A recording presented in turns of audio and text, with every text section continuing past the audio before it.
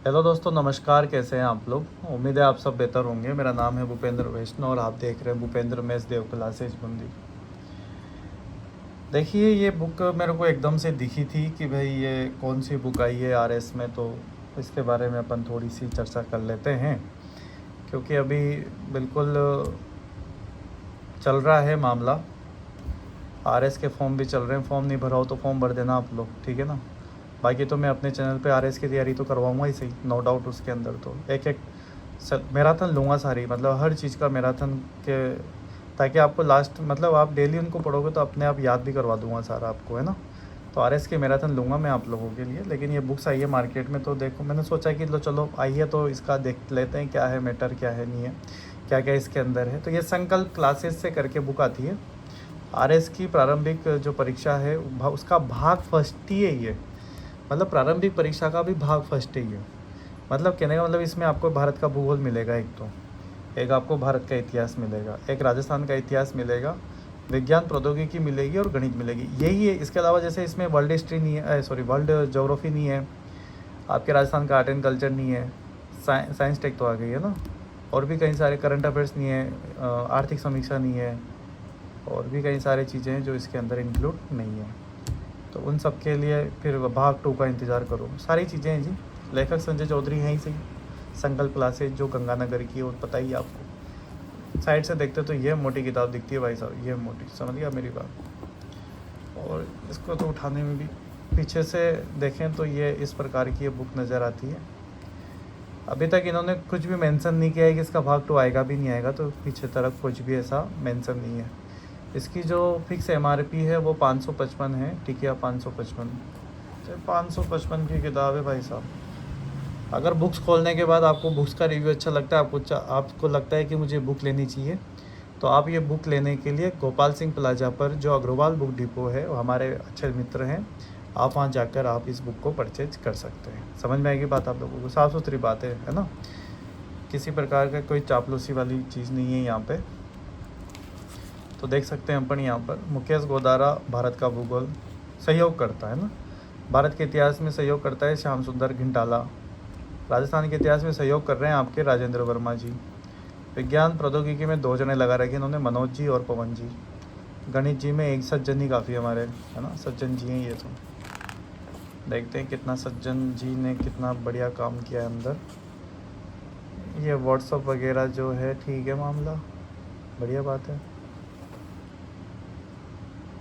अच्छा, तो ये भारत के भूगोल की ये टॉपिक है और भारत के इतिहास के ये वाले टॉपिक है ना।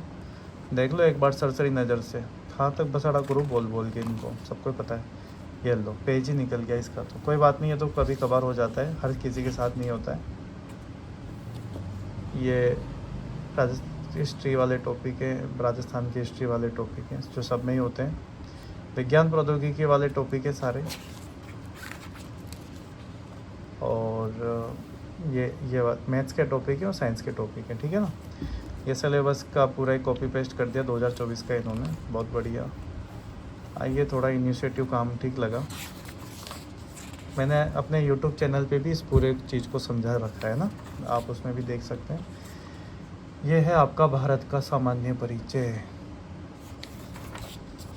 भारत की जो भूगोल है उसके बारे में इस प्रकार की ये बुक है।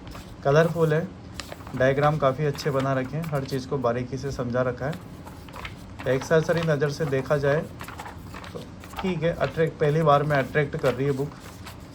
इसमें एक चीज़ मुझे दिखाई नहीं दे रही है, वो है कि चैप्टर के बाद मुझे इसमें एमसीक्यू नज़र नहीं आ रहा है। हो सकता है इन्होंने नहीं डाले हो, उसके लिए अलग से बुक बना दें, कुछ भी हो सकता है। ये इतिहास आ चुका है आपका भारत का। ये इस प्रकार की ये बुक इन्होंने यहाँ पर लॉन्च की है।